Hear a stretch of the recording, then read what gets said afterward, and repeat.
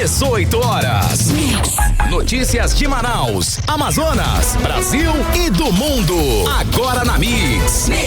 Seguindo a programação da Mix, agora com o programa 18 horas. Estamos juntos a partir de agora até às 7 da noite. Comigo, Karime Leão e Kennedson Paz. Boa noite, Kennedson. Olá, Karime Leão. Muito boa noite para você. Boa noite a todos que acompanham aqui a nossa programação na 100.7 FM Rádio Mix Manaus. Interage com a gente, mande uma foto, um vídeo, uma mensagem de texto para o nosso WhatsApp, que é o 994887592. E tá valendo também a sua participação para você que nos acompanha ao vivo pela live do YouTube. Manda sua mensagem de texto e segue a gente nas redes sociais. No @18horasnews. Trânsito. A gente já começa conversando com o repórter André Meirelles para saber como é que está a volta para casa. Agora em Manaus, 6 horas e 3 minutos. André, boa noite, André. Então, choveu, foi muito, caiu um temporal aqui na cidade. Conta pra gente, teve registro de ocorrência? Onde que a chuva foi mais intensa?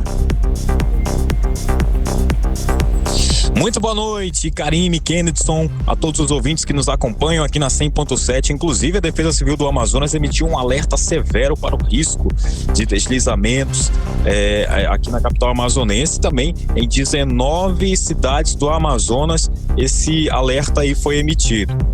Na capital, o alerta foi para possíveis alagamentos em diferentes áreas aqui da capital amazonense, onde a gente conseguiu ver alguns pontos aqui, algumas ruas, avenidas estavam completamente alagadas. Os maiores acumulados de chuva em Manaus foram registrados nos igarapés do Mindu e do 40. Por exemplo, no igarapé do Mindu, o volume chegou a 40,4 milímetros. O que isso significa dizer? Que foi considerado uma chuva forte, porque a chuva fraca é até 5 milímetros, a moderada vai de 5 a 25 milímetros, e já considerada aí chuva forte é de 25 a 50 milímetros. Então, assim também se repetiu no igarapé do 40, que o acumulado ficou de 37,4 milímetros. Outras áreas também registraram chuva intensa, como o bairro da União, Santa Etelvina, Cidade de Deus e em Puraquequara. A Defesa Civil do Amazonas orienta que a população evite contato com água de alagamentos e não também transitar aí por áreas com riscos de enxurradas ou deslizamentos durante o temporal. Agora a gente está aqui pelas avenidas, ruas aqui da capital amazonense. Não está chovendo aqui pela zona entre Zona Sul e Zona Oeste da capital amazonense, mas tem trânsito intenso. O trânsito que a gente fala é da Avenida Djalma Batista, volta para casa sentido centro-bairro. Praticamente toda a Avenida Djalma Batista completamente tomado por um grande número de veículos. Também trânsito bastante complicado, trânsito concorrido, agitado, o trânsito da Avenida Constantino Neri também volta para casa. A gente passou pelo viaduto Boulevard e conseguimos ter essa imagem ampla da Avenida Constantino Neri, que dá para perceber que desde o começo já está aquele trânsito carregado, uma forte retenção. Outra cena que se repete também é na Avenida Brasil. Quem vai sentido do bairro pela Avenida Brasil, desde o comecinho já começa a sentir aí o trânsito pesado por aqui. Daqui a pouco a gente traz mais informações de trânsito. Karime, Kennedson. Muito obrigada, André Meirelles. Mix. E vamos aos destaques de hoje do 18 horas. Polícia Federal abre investigação sobre a suspeita de cartel no preço de gasolina aqui em Manaus. Governo Federal zera impostos sobre o preço do diesel para diminuir o impacto na economia. Corpo de Bombeiros retira do fundo do rio a lancha que naufragou no encontro das águas. Março Lilás alerta sobre a prevenção ao câncer do colo de útero. 18 horas. Esses e outros destaques, os assuntos mais importantes a partir de agora para você que sintoniza 100,7 no programa 18 horas de hoje, quinta-feira, dia 12 de março de 2026. Você está ouvindo 18 horas.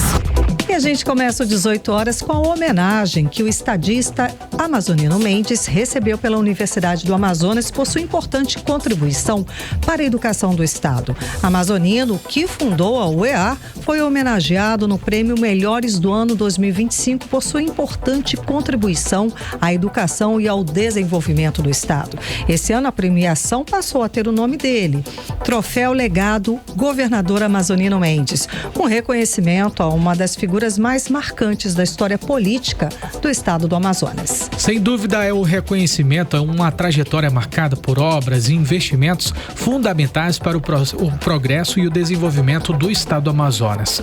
Em um dos maiores marcos dessa história foi justamente a criação da Universidade do Estado do Amazonas, fundada em 2001.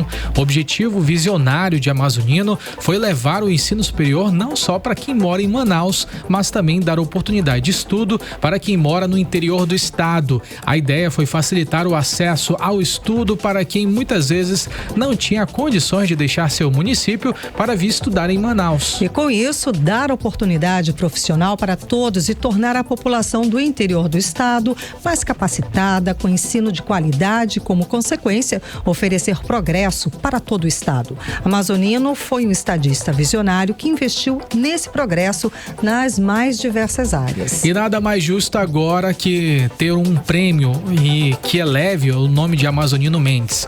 A premiação, ela reconhece e homenageia personalidades e destaques em diversas áreas, como artística, política e social, valorizando quem marcou o ano com o seu trabalho e contribuição para a sociedade. A repórter Odiné Araújo tem os detalhes sobre essa premiação. Então, Odiné, boa noite. Essa homenagem reforça o legado de Amazonino na educação, na pesquisa e no futuro de milhares de amazonenses, não é? É isso mesmo, o legado do ex-governador Amazonino Mendes foi lembrado em grande estilo no Prêmio Melhores do Ano 2025, promovido pelo programa Em Circuito na noite de ontem. Nesta edição, o evento criou o troféu Legado Governador Amazonino Mendes, uma homenagem a quem ajudou a transformar a educação e o desenvolvimento do Amazonas. Entre as marcas deixadas por Amazonino está a criação da Universidade do Estado do Amazonas, a UEA, fundada em 12 de janeiro de 2001 e que hoje é parceira do Prêmio Melhores do Ano. O reitor da UEA, André Zogaíbe, falou da homenagem a um dos governadores mais marcantes do Amazonas e do marco da universidade para o estado. Estamos hoje celebrando, junto com o programa Em Circuito, os prêmios de destaque, né, na nossa Universidade do Estado do Amazonas. É com grande satisfação que a UEA recebe uma série de prêmios e eu não tenho dúvida que isso só coroa todo o trabalho que a Universidade do Estado do Amazonas vem desenvolvendo nos últimos 4 anos. Ano que foi o ano de 2025, um ano cheio de vitórias para a nossa universidade. Eu não teria como eu dizer não para essa iniciativa e ainda mais com tantos indicados da nossa universidade, tantos projetos bons, meritórios. E isso mostra a consolidação da nossa universidade nesse 1/4 de século. São 25 anos de muita luta, de trabalho na capital e também no interior do estado. A UEA já nasce voltada para o interior. Então, no interior nós temos hoje cursos de especialização, de mestrado, de doutorado, coisa que era impensável há alguns anos atrás. E cursos de qualidade. Ao criar a UEA, Amazonino Mendes deixou um legado: levar ensino superior para o interior e formar profissionais capazes de desenvolver o próprio estado. E o resultado aparece nos números. Hoje, a UEA se tornou um verdadeiro celeiro de conhecimento, presente em dezenas de municípios do Amazonas e responsável por formar mais de 85 mil profissionais ao longo da sua trajetória. A homenagem aconteceu durante o Prêmio Melhores do Ano, realizado no Teatro Américo Alvarez, espaço cultural da própria universidade, reforçando que investir em educação e pesquisa continua sendo um dos maiores legados deixados por Amazonino Mendes para o futuro do Amazonas. Volto com vocês. Você está ouvindo 18 horas. E a gente começou a semana com a gasolina mais cara nos postos de combustível. Desde o último sábado, o motorista já encontrava a gasolina sendo vendida a R$ 7,29 o litro em quase todos os postos daqui da nossa capital. Um valor que tem pesado e muito no bolso do consumidor. Sem dúvida, Kenneth. E com esse cenário, voltam a surgir questionamentos sobre a forma de como esses preços aí, eles são definidos, principalmente aqui em Manaus. E uma nova denúncia foi protocolada na Polícia Federal apontando suspeita de cartel no preço da gasolina. A denúncia também pede que as investigações elas alcancem a refinaria da Amazônia, a REAM, que segundo a representação teria aumentado significativamente o preço dos combustíveis nos últimos anos. E quem traz mais detalhes a respeito dessa denúncia é a repórter Nathalie Moraes, que conversa ao vivo com a gente agora aqui no 18 horas. Boa noite, Nathalie. Então, o que exatamente foi pedido para a Polícia Federal nessa nova denúncia? Conta pra gente. Boa noite, Karime. Boa noite, Kennedson, e a todos os ouvintes que nos acompanham na noite dessa quinta-feira chuvosa aqui na nossa capital. Então, Karime, essa denúncia, né, ela foi apresentada pelo vereador aqui da nossa capital, o Rodrigo Guedes, né? Ele foi novamente à Polícia Federal, isso porque há 2 anos atrás ele esteve lá apresentando essa mesma denúncia, né, sobre essa situação, né, da possível prática de cartel praticada pelos empresários donos de postos de gasolina, de combustíveis aqui da nossa capital, né? E essa foi a segunda denúncia apresentada pelo parlamentar. Ele, inclusive, Karime, chegou a solicitar uma reunião mesmo ali com a Polícia Federal, porque ele promete levar essa denúncia adiante. Você não precisa ser nenhum especialista, nenhum legista, né? Nenhum especialista da área para perceber, né, que existe uma combinação de preços entre esses empresários. O problema que acontece é o seguinte, é que todas as vezes que os órgãos de fiscalização e controle, entre eles o PROCON, vai lá e faz essas fiscalizações, a gente não vê nenhum resultado de tudo isso, né, Karime? E assim, a gente dormiu na sexta-feira e no sábado acordou ali, saiu de R$ 6,99, com aquele preço, saltou para R$ 7,29 a gasolina comum, R$ 7,39 a gasolina aditivada e sem nenhuma explicação. E é essa realmente a resposta que o vereador Rodrigo Guedes foi, né, em busca dessa situação lá na Polícia Federal. Eu separei um trechinho, né, desse momento que ele chegou lá para fazer essa denúncia para que os nossos ouvintes possam conferir. Vamos ouvir. Pessoal, estou na Superintendência da Polícia Federal no estado do Amazonas. Acabei de protocolar essa representação contra o cartel da gasolina que funciona aqui na cidade de Manaus, que mais uma vez está agindo para simplesmente roubar a população da cidade de Manaus. Nenhum mercado do Brasil funciona como o mercado de revenda de combustíveis aqui na nossa cidade. Comandado, como eu já disse, pela refinaria que foi privatizada, a refinaria que hoje é da Rediatem, as distribuidoras e também os postos, onde alguns mandam e outros obedecem.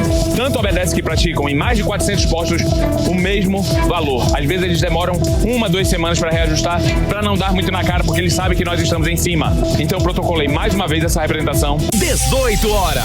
Karime, Kennedson e ouvintes, né? A gente ouviu aí um trechinho da fala, né, dessa denúncia apresentada pelo vereador Rodrigo Guedes, e aí nessa representação que foi feita no finzinho da tarde desta quarta-feira, o vereador solicitou aí a investigação da REAM, né, que é a refinaria da Amazônia, de propriedade da Rediatem, que segundo o parlamentar, além de não refinar, vem recebendo incentivos fiscais de isenção e aumentou significativamente o preço dos combustíveis desde que comprou, né, dali da Petrobras. A gente até 22, falou, né? A gente até falou disso essa semana, aumentou, né, mais de 52% o preço do litro da gasolina desde que foi privatizada em 2022, se eu não me engano. Exatamente. Então, assim, de lá para cá, realmente o que a gente vem acumulando são aumentos sem nenhuma explicação. Além disso, né, o parlamentar também protocolou um pedido de reunião com o superintendente da Polícia Federal para demonstrar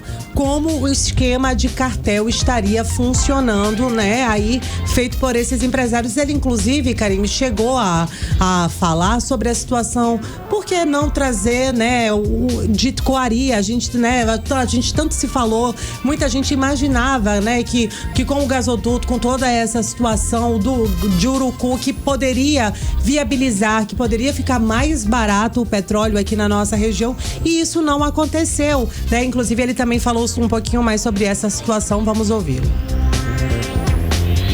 E eu vou, deixando muito claro, na ANP, eu vou também no Ministério de Minas e Energia, mais uma vez, eu vou na Secretaria Nacional do Consumidor, no CAD, no Ministério Público Estadual, no Ministério Público Federal, eu vou continuar falando até que o preço da gasolina baixe de novo, porque a refinaria precisa ser investigada também. Como é que existe uma refinaria que não refina? Ou seja, eles estão usando as isenções tributárias, que inclusive senadores da República aqui do estado do Amazonas deram de mão beijada para eles, não refinam, estão comprando de países inclusive árabes, e na primeira bomba que o Donald Trump joga ali no Irã, eles aumentam de forma descarada, ao invés de estarem comprando petróleo aqui de Urucu, que fica a 366 quilômetros da cidade de Manaus, e poderia trazer um custo, um preço muito mais barato para os manauaras. Eu não serei cúmplice. Eu vou lutar, sim, até que o preço da gasolina baixe. Até que donos de postos que comandam esse sistema, dono de refinaria também, sejam presos.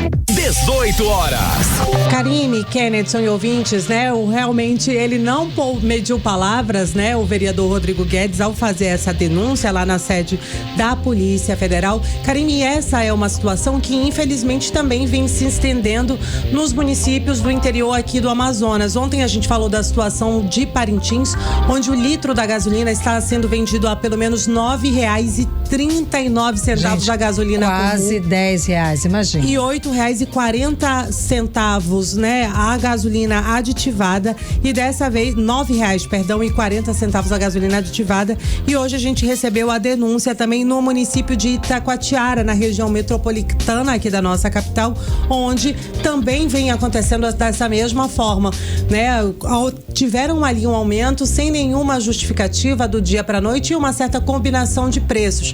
Por lá, em Itacoatiara, a gasolina comum está sendo vendida a R$ 8,49 e a aditivada a R$ 8,50. É mais de R$ 1 de diferença. Gente, aqui aí da é nossa para capital. acabar. Tudo bem que dessa vez eles estão aí nessa onda do conflito lá do Irã, né, do Iraque, ok? Tem toda a questão do preço do petróleo e que a gasolina teve aumento em todo o país. Só que essa questão, como o Rodrigo Guedes denunciou, o vereador, é uma questão que já vem acontecendo há vários anos desde aqui 2023, em Manaus, desde 2023, e que ele sempre faz uma representação, ele sempre faz denúncia, já teve CPI, se eu não me engano, na Assembleia, para verificar essa questão, justamente para verificar se existe essa questão de cartel, ou seja, é uma situação que a gente aqui sabe que vive há pelo menos desde 2023, ou seja, só que dessa vez tem essa questão lá do conflito, mas existem já vários outros aumentos sem uma justificativa,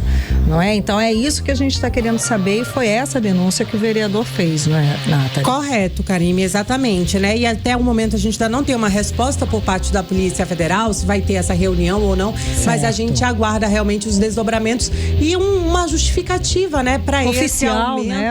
se vai ter uma nota. redução, quando é que a gente pode voltar a sonhar, mas porque do jeito que tá complicado. Gente, tá ralado mesmo, Nathalie. Acompanha pra gente, qualquer novidade você traz sobre esse assunto. Muito obrigada, Nathalie Moraes. Você está ouvindo 18 horas. Nessa quinta-feira, o Corpo de Bombeiros retirou do fundo do rio a lancha que naufragou no Encontro das Águas. A embarcação transportava mais de 70 pessoas com destino a Nova Olinda do Norte. Afundou no dia 13 de fevereiro, deixou 2 mortos e pelo menos 5 pessoas desaparecidas. Ou seja, né, Kenneth, são quase um mês depois do naufrágio, familiares das vítimas ainda esperam por respostas. O repórter André Meirelles está com essas atualizações e traz pra gente mais informações. Boa noite, André. Então, vamos lá. O piloto da lancha, que era procurado pela polícia, ele já se apresentou às autoridades? A última atualização é que o comandante não se apresentou na delegacia e segue foragido. Inclusive, familiares das vítimas se reuniram hoje no Porto da Ceasa, na zona sul de Manaus, para acompanhar de perto o trabalho de resgate da embarcação e aguarda notícias sobre aí os desaparecidos. Muito boa noite a todos. Olha, a operação acontece no Rio Negro, na região do Encontro das Águas, que é um dos principais pontos turísticos aqui da capital amazonense.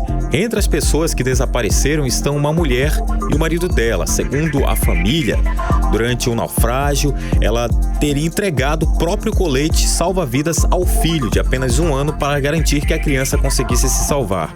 Parentes disseram que o casal viajava com outros passageiros ali para o município de Nova Olinda do Norte, onde participariam de uma comemoração de 80 anos de um familiar durante o carnaval. Outra situação também é que outros familiares também questionam a situação do piloto da lancha. Relatos de passageiros indicam que antes do acidente, algumas pessoas teriam alertado o comandante para reduzir a velocidade da embarcação, como explica a Núbia, que é parente de Poliana, e também Romualdo de Almeida, que seguem desaparecidos. Que ela falou, né? Olha, vai mais devagar, diminui mais a velocidade. Ela ficou muito apavorada, ela ficou muito agoniada. Ele não falava nada, ele era o comandante, ele sabia o que ele estava fazendo. Agora, com o resgate da lancha em andamento, a expectativa das autoridades é que a análise da embarcação possa ajudar a esclarecer o que provocou o naufrágio e contribuir para a localização dos desaparecidos. Enquanto isso, os familiares seguem aí no local na esperança de respostas sobre o acidente que marcou ali o feriado de carnaval no Amazonas. E assim a gente segue acompanhando esse caso. Volto com vocês. Você está ouvindo 18 horas. Política. E vamos para o nosso bloco de política com Kennedson Paes e Nathalie Moraes. Nathalie, boa noite mais uma vez. Então, vamos lá. A gente já falou aqui... Calma, que eu perdi o ponto da pergunta, gente, ao vivo, gente. É isso aí, eu perdi o ponto, vamos abrir novamente. Faz ao vivo, quem sabe faz ao vivo, vamos lá. Durante a entrevista de coletiva, hoje de manhã, o ex-secretário de Assistência Social e atual deputado federal, Saulo Viana, ele disse que Manaus vive dois extremos. Um lado, a Zona Franca de Manaus, que gera cerca de 500 mil empregos diretos e indiretos. E outro, aproximadamente, esse número eu até fiquei surpresa, 1 milhão de pessoas que dependem de programas sociais. Aí com isso ele fez um recorte até para desse eleitor e para as próximas eleições, não é, Nathalie? Exatamente. Mais uma vez, boa noite para você, Karime, Kennedson, e para todos os ouvintes. A gente está falando, Karime, de mais da metade da população. É muita gente. Né? Mais precisamente aqui na nossa capital, que vive hoje através de benefícios sociais. E ele, mais que ninguém, né, consegue falar com propriedade sobre esse assunto, porque no início desse mês ele deixou a pasta, né? Ele foi secretário por muito tempo aqui nessa gestão de Davi Almeida, da Secretaria de Assistência Social e Cidadania de Manaus, né, Karime? Então, assim, ele realmente pôde acompanhar essa situação de perto. E como a gente está falando de um ano eleitoral, né? E ainda que a gente veja uma evolução, né? Politicamente tudo, ainda existe aquela política assistencialista. Pois é, todo mundo pensa logo, pô, se a pessoa vive às custas de um benefício social, como que ela vai votar contra o benefício que o sustenta? Pois é, inclusive, né, durante essa entrevista coletiva hoje, né, concedida pelo deputado federal Saulo Viana a um grupo de comunicação, né, o G6, né, que são um grupo grande ali de blogs e jornalistas que se reuniram para fazer essa sabatina com alguns parlamentares. Ele, inclusive, chegou a falar, Karime, que existem muitas vagas de emprego disponíveis aqui na nossa região e a gente não tem mão de obra qualificada. Olha. Porque as pessoas não procuram se qualificar, né? Muita gente acaba se acomodando, recebendo esses benefícios e ali naquela vida continuam, né? Seguem Entendi. mesmo nessa situação. Inclusive, eu separei aí um trechinho da fala do deputado federal Saulo Viana para que a gente possa conferir. Vamos ouvir. Segundo o último censo, que esse número inclusive é contestado, mas Manaus tem, pelo censo, 2.064.000 habitantes. E se você pegar os dados hoje do CAD Único, e o que é o CAD Único? Para poder explicar. O CAD Único é a porta de entrada para que as pessoas possam ter acesso a qualquer tipo de programa social, seja do governo federal, estadual ou municipal. Nós temos no dia de hoje 1.164.000 pessoas dentro do CAD Único. Ou seja, metade da população, mais da metade da população está hoje dentro do CAD Único, vive ou tem algum tipo de benefício de programa social. E eu digo que é dois extremos, por quê? Porque nós temos do outro lado o polo industrial, a Zona Franca de Manaus, que emprega direta e indiretamente 500 mil pessoas. 18 horas. Karime, Kennedson e ouvintes, realmente é um número muito expressivo, Karime, mas durante essa entrevista e essa sabatina, teve uma hora que também chamou bastante atenção, foi quando o deputado federal Saulo Viana foi questionado sobre o seu antigo aliado, que é o governador Wilson Lima. Para quem, não se liga muito em política, o deputado federal Saulo Viana, durante ali o seu primeiro mandato, ele caminhou por muito tempo ao lado do governador Wilson Lima. Ele chegou até a ser o 01. E aí, há um tempo atrás, eles romperam esses laços, romperam esse elo. E aí, inclusive, ele foi questionado se ele pudesse dar uma nota, à gestão de Wilson Lima. Que nota ele daria? E ele deu a nota 5, Karime. Ele disse que o governador teve um primeiro mandato, não aprendeu muita coisa. E aí, nesse segundo mandato, meio que foi ladeira abaixo em muitos segmentos. E aí, ele destacou pra gente saúde, educação e segurança pública. São os 3 piores, né? Não tem, exatamente. Ele disse tirando saúde, educação e segurança pública, o que fica na sociedade, gente? E aí, ele disse que o governador acabou acumulando experiência ao longo do primeiro mandato. Ele passou por muitas crises, mas ele não conseguiu transformar tudo isso em aprendizado, E aí, por isso, ele teve um desempenho em baixa nesse segundo mandato. E aí, ele falou também sobre as mudanças de decisões e tudo, e que hoje ele vai seguir caminhando aí ao lado do pré-candidato ao governo do Amazonas, que é o prefeito de Manaus, Davi Almeida. Tá certo. Kenneth, vamos a gente. Falando em governador Wilson Lima, ele inclusive afirmou durante uma cerimônia na Defensoria Pública que ainda não decidiu quem vai apoiar na disputa pelo governo do estado nessas eleições. E a gente está falando de uma máquina poderosa, que é a máquina do governo do estado. Bom, ele disse que vai cumprir o mandato até o fim e que a escolha do nome passa por conversas com um grupo político que ele vai ter nas próximas semanas. Aí essas conversas vão alinhar e ajustar esse posicionamento. Na sua avaliação, essa demora em definir o apoio dificulta, valoriza o passe? É bom ou é ruim, Kennedson? Então, é ruim para quem está interessado na vaga, Porque tem muita gente interessada já para saber o que vai acontecer. Porque ou vai mudar nós de temos planos, ali Kennedson? Roberto Cidade, presidente da Assembleia Legislativa, que foi um dos nomes citados pelo próprio governador Wilson Lima. Já existe ali planos que são falados, são ventilados nos bastidores de possível vice do candidato, do candidato a Omar Aziz. A gente tem também Tadeu de Souza com muita festa e otimismo em relação aos números que ele recebeu. Ontem a gente estava falando sobre isso aqui no 18 horas, então isso dificulta o trabalho de quem quer se eleger nessa próxima eleição aqui da nossa capital. Eu separei um trecho da fala do governador Wilson Lima exatamente sobre essa indefinição. Vamos ouvi-lo.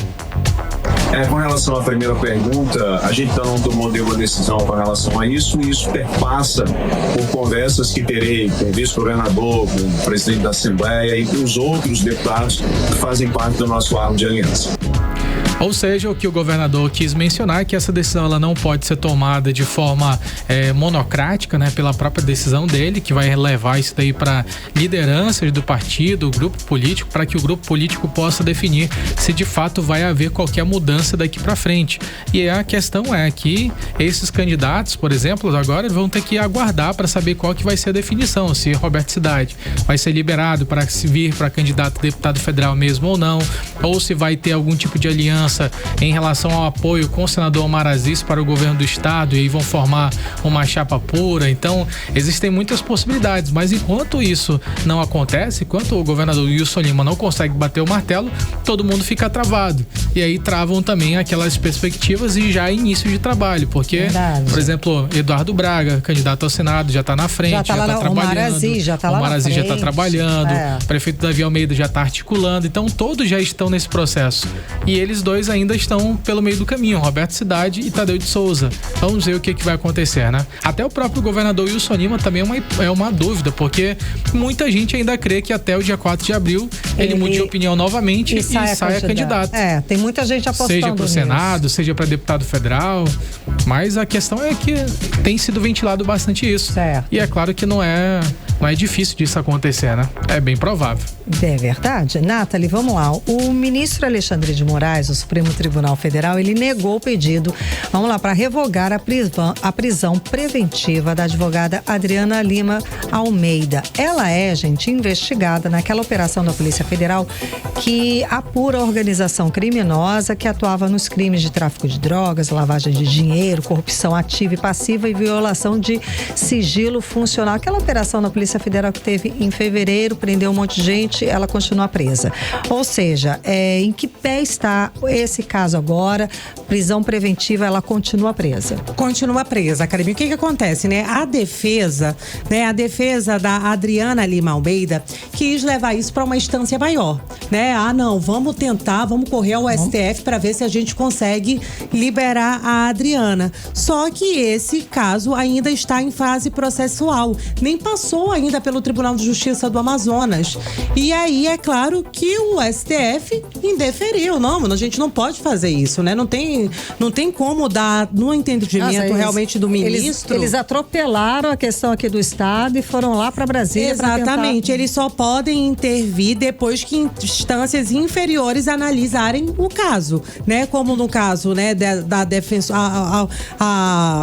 o Estado, né, o Tribunal de Justiça do Amazonas não analisou. Então o STF entendeu que não há motivo excepcional para interferir na soltura da Adriana agora. Então, por isso, né, ela realmente continua presa, né? A prisão preventiva segue aí. Vale a gente reforçar que a Adriana, ela foi presa na operação Erga Omnes, como a Karime adiantou pra gente, que investiga, né, ali um esquema criminoso com tráfico de drogas, lavagem de dinheiro, corrupção. Foram movimentados cerca de 78 milhões de reais entre esse grupo criminoso e uma facção, né, que atua em todo o Brasil e aqui no Amazonas. E aí, como esse caso ainda não foi encerrado, né, a Adriana segue presa e a discussão sobre a legalidade da prisão segue ainda na Justiça aqui do Amazonas. E só depois, se necessário, pode voltar a ser analisada aí por uma corte superior, Karine. Vamos lá, Kennethson. O governo federal decidiu zerar os impostos sobre o preço do diesel, isso para tentar segurar o preço e diminuir o impacto na economia brasileira por conta aí das oscilações do preço do petróleo, por causa do conflito lá da guerra do Irã. Enfim, Kennethson, parece que essa medida do Lula é justamente para tentar minimizar os ânimos do eleitor nesse ano de 2026 eleitoral e também tentar frear uma possível greve e insatisfação dos caminhoneiros. Exatamente. Em ano eleitoral, nenhuma ação ela é feita sem um cálculo, né? Então, de fato, esse movimento do presidente Luiz Inácio Lula da Silva sinaliza muito para isso, de que está havendo uma tentativa de minimizar crises futuras que podem acontecer, porque a gente está falando de combustíveis com valores excessivos acontecendo não apenas aqui na capital, mas também como no mundo inteiro. E essa foi uma medida que o presidente Lula lhe disse que estava mobilizado ali junto com todos os seus apoiadores, seus ministros, para conter essa crise aqui no Brasil e evitar que esses preços dos combustíveis eles acabassem colapsando todo o mercado econômico. Ele até citou como engenharia da economia para poder controlar esses danos, um controle de crise nesse momento. Então, essa foi a medida tomada pelo presidente Luiz Inácio Lula da Silva nesta quinta-feira e que é um pacote de medidas para poder tentar conter essa alta do diesel aqui no Brasil. A gente vai ouvir agora um trecho da fala do presidente Luiz Inácio Lula da Silva sobre essa decisão. Vamos ouvi-lo. Medida que vai fazer com que a gente cobre imposto, da exportação do petróleo para garantir subvenção para evitar o aumento do preço. Essa é as coisas que nós queremos fazer. Ou seja, nós estamos dizendo alto e bom som que estamos fazendo um sacrifício enorme aqui, uma engenharia econômica para evitar que os efeitos da irresponsabilidade das guerras cheguem ao povo brasileiro. Um dos decretos assinados era as alíquotas do PIS e também do COFINS, o que, segundo o Planalto, deve reduzir em 0,32 centavos por litro o custo do combustível. Além disso, o governo ele também vai conceder a subvenção a produtores e também importadores, o que pode gerar uma redução adicional de 32 centavos. Na prática, a expectativa é de um impacto total de 64 centavos por litro do preço do diesel, ou seja, é um valor valor bem significativo, basicamente foi o que aumentou aqui na nossa capital, né? Esse valor vai reduzir. Lembrando que Manaus funciona de forma completamente diferente, porque o combustível que é vendido na nossa capital, ele não é fabricado aqui no Brasil.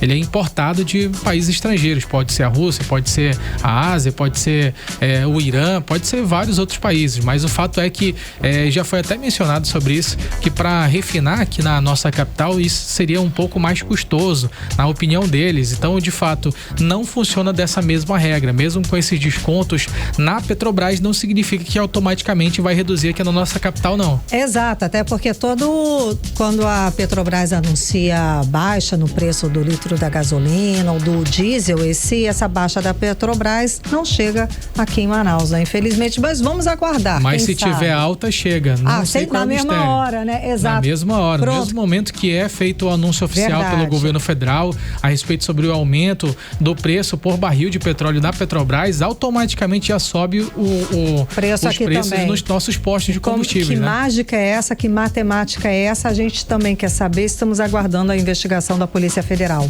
Muito obrigada pelas informações. O quadro de política com Kennedson Paes e Nathalie Moraes. Você está ouvindo 18 horas. E daqui a pouco aqui no 18 horas, Março Lilás marca campanha de prevenção ao câncer do colo de útero. É o nosso assunto em instantes. 18 horas. Trânsito. Agora em Manaus, 6 horas e 37 minutos. Vamos saber como é que está a volta para casa com o André Meirelles, que está nas ruas da cidade com o carro do 18 horas. Boa noite, André. Muito boa noite, Karime, Kennedson, a todos que nos acompanham aqui na Mix 100.7. Olha só, o trânsito para onde vai ser o viaduto Passarão, né? Nesse cruzamento da Avenida Brasil, bem próximo ao conjunto Ayapuá com a Avenida Coronel Teixeira, o trânsito está moderado nesse momento, né? Então, aí quem estiver com pressa também vai ter um pouco de dificuldade de trafegar por aqui, porque o trânsito segue também concorrido. Agora, uma utilidade pública aqui no posto Shell da Avenida Coronel Cirilo Neves, aquela conhecida rua da Ponte Rio Negro, no bairro Compensa, tem uma gasolina a R$ 6,79. Quem estiver por perto, quer economizar, pode aproveitar aí. Volto com vocês. Boa, André, muito obrigada pelas informações. 18 horas. Previsão do tempo. Vamos saber agora a previsão do tempo com a Vanessa Lima. Muito boa noite, Vanessa. Muito boa noite a todos que acompanham a previsão do tempo aqui com a gente no 18 horas. Quinta-feira com um cenário típico de inverno amazônico, né, gente? Céu bastante carregado, umidade alta e chuva que apareceu em vários momentos do dia. Agora à noite, aponta céu ainda fechado e possibilidade de chuvas isoladas no comecinho da noite e de madrugada. E vamos falar agora sobre o clima de amanhã, 13 de março, sexta-feira. Segundo o Clima Tempo, a sexta logo cedo já traz um céu bem nublado e ao longo da manhã já podem aparecer chuvas rápidas e isoladas. À tarde, o calor ganha força, mas nada de sol firme. As nuvens continuam dominando o céu e trazem chances de chuvas passageiras. E à noite, o tempo dá uma leve acalmada, mas continua nublado, com baixa chance de chuva. A temperatura nessa sexta varia entre mínima de 24 e máxima de 30 graus. A umidade relativa do ar fica em torno de 71 a 99%. Mix. O Março Lilás começou no Amazonas este ano com um motivo extra para comemorar. Bom, além da campanha de prevenção ao câncer do colo de útero, esse ano também marca o primeiro aniversário de um centro que promete acelerar o diagnóstico e o tratamento da doença aqui no estado do Amazonas. E quem explica pra gente é a repórter Odinei Araújo. O Amazonas abriu a campanha Março Lilás 2026, celebrando também um ano de funcionamento do Centro Avançado de Prevenção ao Câncer do Colo do Útero, o principal tipo de câncer aqui no Amazonas. O CEPColo foi inaugurado em março de 2025 e virou uma aposta para agilizar o atendimento às mulheres. O tempo de espera para a conização, que é a cirurgia que retira lesões que podem virar câncer, caiu de até 6 meses para cerca de 10 dias, quando a paciente já chega com os exames prontos. Isso segundo o diretor-presidente da Fundação SECOM, Gerson Mourão. As pessoas, para fazer esses procedimentos, eles gastavam de 4 a 6 meses para resolver a vida dele. Imagine, uma pessoa vem do interior e passar aqui em Manaus de 4 a 6 meses para fazer essa colonização, era terrível isso. E aí agora nós vamos anunciar, já está muito claro isso aí. Se ele chegar com os exames todo preparado, em 10 dias está resolvida a vida dessa pessoa. Em um ano, o Centro de Prevenção ao Câncer do Colo do Útero realizou 844 procedimentos, quase 70% a mais do que era feito antes no prédio principal da Fundação SECOM. Mas apesar do avanço, os números mostram que o desafio ainda é grande. De acordo com o Instituto Nacional do Câncer, o Amazonas pode registrar cerca de 620 novos casos por ano entre 2026 e 2028.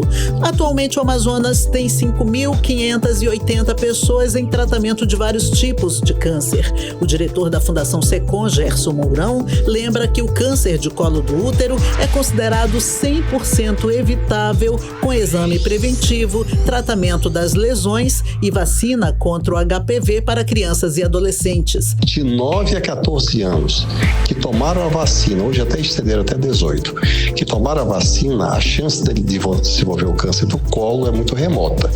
E eu quero aproveitar aqui o programa para dizer o seguinte, que ele não vai só proteger do câncer do colo, ele protege do câncer do colo, de vagina, da vulva, do reto, do pênis e de boca.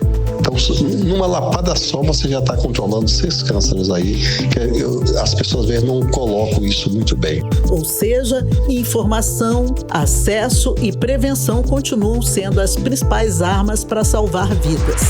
Odinei Araújo para o 18 horas. Você está ouvindo 18 horas.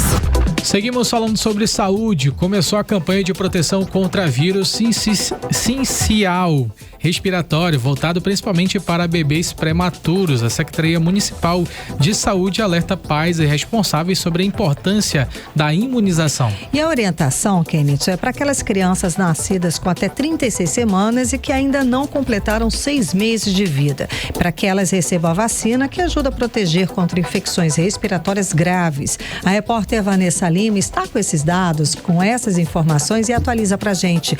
Boa noite, Vanessa, mais uma vez. Então, como é que os pais e responsáveis podem garantir essa proteção para os bebês prematuros? Boa noite mais uma vez para você, Karime, para o Kennedy e para todos os nossos ouvintes. E olha só, para garantir essa proteção para os bebês, os pais e responsáveis precisam ficar atentos aos documentos e ao local certo para buscar o atendimento. Funciona assim: para que o bebê receba o Nirsevimab, que é um anticorpo que protege contra esse vírus respiratório, é necessário apresentar um documento de identificação da criança, a caderneta de vacinação ou até mesmo a declaração de nascido vivo. E essa declaração de nascido vivo, ela é importante porque ela comprova a idade gestacional no momento do nascimento, já que a proteção é voltada justamente para os prematuros, aqueles que nasceram em até 36 semanas e 6 dias de gestação, especialmente os que vieram ao mundo a partir de setembro de 2025 e ainda não completaram 6 meses de vida. E tem um detalhe importante: se a criança já passou dos 5 quilos e se enquadra nas recomendações, o lugar certo para buscar essa proteção é no Centro de Referência Imunobiológicos Especiais, como explica a gerente de imunização da Censa, Isabel Hernandes. Vamos ouvi-la. As crianças que têm acima de 5 quilos, que têm comorbidade, elas devem procurar o Centro de Referência de Imunobiológicos Especiais, localizado na Fundação de Medicina Tropical Dr. Heitor Veiga Dourado. 18 horas. Nas maternidades públicas, os bebês que estão internados já estão recebendo essa proteção diretamente lá dentro. Agora, para quem vai buscar imunização nas unidades de saúde, a estratégia começou recentemente. Então, é só conferir o endereço e o horário de funcionamento acessando o link disponibilizado pela Censa e levar o bebê. Então, já fica a dica: pais e responsáveis, a proteção está disponível, o acesso está garantido e agora cada família tem um papel fundamental nessa corrente de cuidado para que os pequenos cresçam mais seguros e saudáveis. Muito obrigada pelas informações, Vanessa Lima. Você está ouvindo 18 horas. Agora escuta esse caso. Um homem de 43 anos condenado pela Justiça do Estado do Amazonas e que cumpria pena em liberdade com tornozeleira eletrônica foi preso novamente. Olha só que novidade, hein, Karime? E dessa vez ele é investigado por armazenar e compartilhar cenas de pornografia envolvendo menores e por aliciar crianças e adolescentes pela internet. Gente, agora escuta, Kenneth. Esse homem cumpria pena em liberdade por crimes de estupro de vulnerável e roubo. Agora, o que um homem acusado de estupro, acusado e condenado, né? De estupro de vulnerável, estava fazendo só uma tornozeleira eletrônica solto? Não ia dar bom, né, gente? Bom, vamos lá. Ele foi preso novamente e quem traz os detalhes é o repórter André Meirelles. Boa noite, André. Então, quer dizer que o suspeito se passava por crianças nas redes sociais para aliciar e conseguir imagens nudes para ele? Conta mais pra gente. Boa noite. Isso mesmo. Segundo a polícia, o homem se passava por menor de idade nas redes sociais, dizendo ter entre 11 e 14 anos para se aproximar das vítimas e ganhar a confiança delas. Muito boa noite a todos. Olha, as investigações começaram depois de uma denúncia registrada no estado de São Paulo, em que uma das vítimas, uma criança de 10 anos, aliciada pelo suspeito por meio das redes sociais, chegou a realizar um Pix no valor de R$100, o que ajudou os investigadores a identificar e localizar o suspeito aqui em Manaus. O homem de 43 anos foi preso no centro, na Zona Sul, por policiais da DEPCA, que é a delegacia especializada em proteção à criança e ao adolescente. A delegada Maiara Magna, que é titular da DEPCA, disse que o condenado usava uma prática conhecida como grooming, que é uma técnica frequentemente utilizada por predadores sexuais na internet para depois manipular e conseguir as imagens íntimas. Ele se passava por outro perfil, ele criava um perfil fake, começava a conversar com essas crianças, pedindo que elas mandassem conteúdo pornográfico para ele. Ele se utiliza de uma técnica que é muito comum, que a gente chama de grooming, muito utilizada por predadores sexuais, que você começa a criar perfis fakes em redes sociais e você se passa por crianças e adolescentes. Então, quando ele conversava com essas crianças, ele também dizia que era uma criança. Ele dizia que tinha 11 anos ou que tinha 12 anos e começava a ganhar a confiança dessa criança. Posteriormente, começava a manipular essa criança de forma psicológica. Olha, as investigações apontam ainda que o homem pode ter feito vítimas em outros estados do país, como na Bahia também. Crimes desse tipo são considerados sem fronteiras, já que acontecem pela internet. E durante as investigações, a polícia descobriu que o suspeito já tinha uma condenação pelos crimes de estupro, estupro de vulnerável e roubo. A soma das penas chega a 23 anos de reclusão em regime fechado. No momento da prisão, os policiais também identificaram que ele usava uma tornozeleira eletrônica, possivelmente relacionada a outros processos criminais, como explica a delegada. Ele pegou uma pena de 23 anos em regime fechado. Quando chegamos lá, também percebemos que ele usa uma tornozeleira. Deve ser também decorrente de outros procedimentos que ele responde. Nós já temos indícios que ele já fez isso com adolescente na Bahia e em outros estados. Quando ele foi preso na delegacia, ele se utilizou do direito constitucional, não quis falar nada. Agora, caso condenado novamente, ele deve responder pelos crimes de armazenamento, aliciamento e divulgação de material ilegal envolvendo crianças e adolescentes. O celular do suspeito foi apreendido e vai passar por perícia. Caso os novos crimes sejam identificados, outras responsabilizações podem ser incluídas no processo. O crime só foi possível graças à denúncia feita pelo Disque 100. Em casos de crimes que envolvam crianças e adolescentes, a própria vítima ou responsável legal pode fazer a denúncia. Além desse contato, também pelo 181, 190 ou na DEPCA. Volto com vocês. Você está ouvindo 18 horas. A Justiça Federal do Amazonas condenou envolvidos no incêndio que destruiu helicópteros usados pelo IBAMA em operações contra crimes ambientais na Amazônia. Bom, o ataque que causou prejuízo milionário foi planejado por um grupo que queria impedir a fiscalização. E quem conta pra gente essa história é a repórter Odineia Araújo. A Justiça Federal condenou os responsáveis pelo incêndio que destruiu 2 helicópteros usados pelo IBAMA, o Instituto Brasileiro do Meio Ambiente, em operações de fiscalização ambiental aqui em Manaus. O crime aconteceu na madrugada de 24 de janeiro de 2022, no aeródromo do Aeroclube de Manaus. Segundo as investigações da Polícia Federal e a denúncia do Ministério Público Federal, os acusados invadiram o local e atearam fogo nas aeronaves usadas no combate a crimes ambientais na Amazônia. Um dos helicópteros foi totalmente destruído e o outro ficou fora de operação por mais de um mês. O prejuízo ultrapassa 10 milhões de reais. De acordo com a Justiça, um empresário foi apontado como o autor intelectual e financiador do ataque, motivado pela insatisfação com operações de fiscalização do IBAMA, principalmente contra o garimpo ilegal. A decisão da Justiça destacou que o crime não foi apenas contra o patrimônio público. O incêndio comprometeu, mesmo que temporariamente, as ações de proteção da Amazônia e colocou em risco a segurança de pessoas. Os réus foram condenados por incêndio com perigo comum e por obstruir a fiscalização ambiental, crimes que mostram até onde alguns interesses ilegais podem ir para tentar calar quem protege a floresta. Odineia Araújo para o 18 horas. Você está ouvindo 18 horas. O comércio varejista do Amazonas começou 2026 em ritmo acelerado. Em janeiro, o volume de vendas cresceu 4,8% em relação a dezembro, segundo a pesquisa mensal de comércio divulgada pelo IBGE. E o resultado colocou o estado na 3ª posição do ranking nacional, à frente de grandes centros como São Paulo, que teve 0,9%, e Rio de Janeiro, que chegou no resultado de 1,1%. 18 horas. Economia.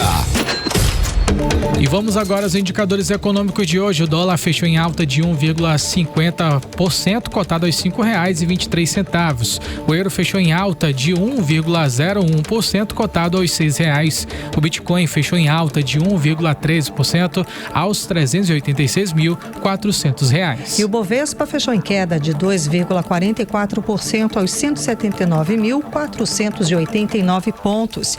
E a Receita Federal anuncia na próxima segunda-feira, dia 16, as novas regras para a declaração do imposto de renda. A expectativa é de que o prazo de entrega da declaração comece na próxima semana e se estenda até o final do mês de maio. Atenção, a regra de isenção para contribuintes com renda mensal de até R$ 5.000 não vai impactar a declaração a ser entregue esse ano de 2026, só a partir do ano que vem, em 2027. 18 horas. A região norte lidera a taxa de inadimplência em condomínios. O levantamento aponta, na realidade, que 18,44% dos moradores estão devendo. E o índice é o mais alto do país, tá? E entre as causas estão o aumento dos custos e renda instável. Quem explica pra gente mais detalhes a respeito desse levantamento é o repórter André Meirelles. Boa noite, André. Muito boa noite a todos. Olha, os dados do Índice de Inadimplência Condominial, divulgado pela Superlógica, mostram que a região norte teve a segunda maior taxa de condomínio do país em 2025. O valor médio na região chegou a R$ 868,79, ficando atrás apenas do Nordeste. No Brasil, a média da taxa condominial atingiu R$ 828,13 no ano passado. Por causa disso, quase 1 em cada 5 moradores da região norte está com atraso no pagamento da taxa do condomínio. Os dados são do Censo Condominial 2025/2026, que aponta índice de 18,44% de inadimplência na região. O número é bem acima da média nacional, que ficou em 11,95% no primeiro semestre de 2025. O levantamento mostra ainda que o custo médio do condomínio no Brasil subiu de R$ 413 em 2022 para R$ 516 em 2025. O aumento de quase 25% está ligado à alta de despesas como energia, água, manutenção e folha de pagamento. Segundo especialistas, o orçamento das famílias está mais apertado, o que dificulta o pagamento das taxas. Em Manaus e na região norte, fatores como informalidade e renda instável também ajudam a explicar o cenário. Quando quase 20% dos moradores não pagam a taxa, o impacto aparece rápido nas contas do condomínio, afetando manutenção, serviços e até itens de segurança. Volto com vocês. Você está ouvindo 18 horas.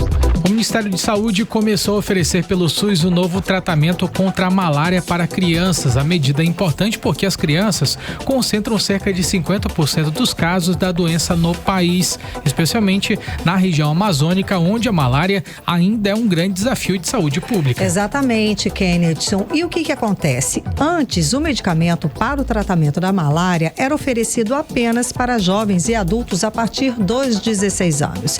Quem traz mais detalhes a respeito do assunto pra gente é a repórter Vanessa Lima, que volta a conversar ao vivo aqui no 18 horas. Boa noite, Vanessa. Então, como é que vai funcionar a distribuição desse medicamento e qual é o impacto esperado no combate à malária entre as crianças? Boa noite mais uma vez. Boa noite mais uma vez para você, Karime, para o Kennedy e para todos os nossos ouvintes. E assim, o Ministério da Saúde já começou a enviar mais de 126 mil comprimidos, um investimento de cerca de 970 mil para as unidades básicas de saúde nos estados e municípios de todo o país. A prioridade, claro, são as regiões que concentram mais casos, como aqui na Amazônia. E é importante destacar que quase metade dos casos da malária no Brasil acontece justamente entre crianças e adolescentes. A tecnologista em saúde, Diane Baia, reforça a importância da distribuição na nossa região. Vamos ouvi-la. 99% dos casos de malária estão concentrados na região amazônica. É uma doença que tende a acometer principalmente as crianças, idosos e grávidas, onde ele tem uma repercussão importante na cognição, na gravidade, perdas fetais, entre outros eventos que são significativamente importantes para a saúde pública. 18 horas. E esse novo medicamento, que é a tafenoquina, foi desenvolvido em uma versão específica para crianças que pesam entre 10 e 35 quilos. O remédio ajuda a eliminar completamente o parasita da malária, principalmente o Plasmodium vivax, que é o tipo mais comum da doença no país. E tem um detalhe: o Brasil se tornou o primeiro país do mundo a disponibilizar esse tratamento específico para crianças dentro do sistema público de saúde. Antes de receber o remédio, a criança passa por uma avaliação médica e também por um exame específico que verifica se ela pode usar o medicamento com segurança. Só depois dessa checagem é que o tratamento é iniciado. Agora, por que isso está sendo tão significativo? Porque antes, o tratamento podia durar até 14 dias, o que muitas vezes dificultava completar o ciclo da medicação, principalmente no caso das crianças. E agora é possível resolver o problema com uma dose única, o que aumenta muito mais as chances da criança completar o tratamento corretamente. Na prática, esse medicamento deve ajudar a reduzir recaídas da doença, diminuir as transmissões nas comunidades e fortalecer o controle da malária. É uma estratégia que não só trata melhor os pacientes, mas também ajuda a interromper o ciclo da doença. Perfeito. Muito obrigada, Vanessa Lima. 18 horas. Esporte. E a gente começa agora o nosso giro de esporte com o futebol europeu, porque o brasileiro Vinícius Júnior fez história na Champions League. O atacante chegou à marca de 31 assistências e agora divide com o Cristiano Ronaldo o posto de maior garçom da competição com a camisa do Real Madrid. E o efeito veio em grande estilo, viu? O Real Madrid venceu o Manchester City por 3-0 pelo jogo de ida das oitavas de final. No ranking geral de assistências da Champions, Vini Júnior agora aparece, gente, na 5ª posição, atrás de Cristiano Ronaldo, Ángel Di Maria, Lionel Messi e Neymar. Agora em destaque vem aqui pro futebol daqui da nossa terrinha, gente. Amazonas e Figueirense se enfrentam nesta quinta-feira às 8 da noite na Arena da Amazônia em Manaus, pela terceira fase da Copa do Brasil. E quem vencer esse duelo avança e pega o ganhador de Souza e também o CRB na próxima fase. E falando em Copa do Brasil, nem todo mundo teve sorte. O Manaus foi eliminado pelo Londrina nos pênaltis. Depois de um 0-0 no tempo normal, o time paranaense venceu por 5-4 nos pênaltis. E teve mais jogo na Arena da Amazônia. O Fortaleza bateu o Manauara por 1-0 e garantiu vaga na quarta fase. O gol da classificação saiu já no fim do jogo em pênalti convertido por Mailton. E no Campeonato Brasileiro, o Flamengo venceu o Cruzeiro por 2-0 e começa a mostrar a cara do time sob o comando do técnico Leonardo Jardim. A equipe rubro-negra variou a marcação, alterou a posse de bola e já apresenta novas ideias dentro de campo. 18 horas. Trânsito. André Meirelles, conta pra gente como é que está o trânsito nesse horário 7 em ponto. Muito boa noite mais uma vez pela Avenida Brasil, ali no cruzamento com a Coronel Teixeira. O trânsito está moderado nesse momento. Estava mais intenso mais cedo, mas agora o trânsito passa a ficar mais moderado. A gente também tem informações aqui que gasolina ainda R$ 6,99 nos postos Atem da rodovia Manuel Urbano, ali é aquela estrada do Iranduba. Então a gente está falando que mesmo com as variações nos preços dos combustíveis, motoristas que passam ali pela M070, rodovia Manuel Urbano, ainda encontram gasolina sendo vendida a R$ 6,99. Volto com vocês. Muito obrigada pelas informações, André Meirelles. Seguimos direto para o editorial 18 horas. Editorial 18 horas. Novas informações de imprensa nacional vão colocando luz nos investimentos milionários da Amazonprev no Banco Master. A Amazonprev é responsável por gerir a previdência de servidores aposentados e pensionistas do Amazonas. Agora, o Globo informou que ela manteve investimentos de 50 milhões de reais em títulos do Master, mesmo tendo recebido alertas que apontavam preocupações com as aplicações financeiras. 6 meses depois do relatório, o banco de Daniel Vorcaro foi liquidado pelo Banco Central em meio às suspeitas de fraudes. De acordo com o Globo, ao assumir a atual diretoria da Amazonprev em maio de 2025, marcou uma reunião do Master para entender os detalhes das aplicações. Na época, já eram conhecidos do mercado os graves problemas de liquidez do Banco de Vorcário, que tentava fechar o negócio com o BRB. Era de se esperar que, diante do risco, a direção do Amazonprev deveria ter tomado a decisão de desinvestimento. Outros fatos a serem tornados públicos devem colocar ainda mais luz sobre as decisões da direção do Amazonprev. Para esclarecer a decisão de manter o dinheiro dos servidores aposentados e pensionistas do Amazonas num investimento de tão alto risco. 18 horas.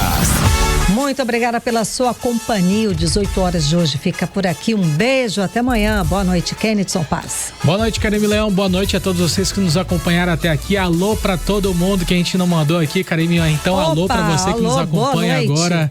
Boa noite a todos. Não esqueça de seguir a gente nas redes sociais no @18 horas news. Tamo junto. Você ouviu 18 horas. As notícias do Brasil e do mundo. De volta amanhã.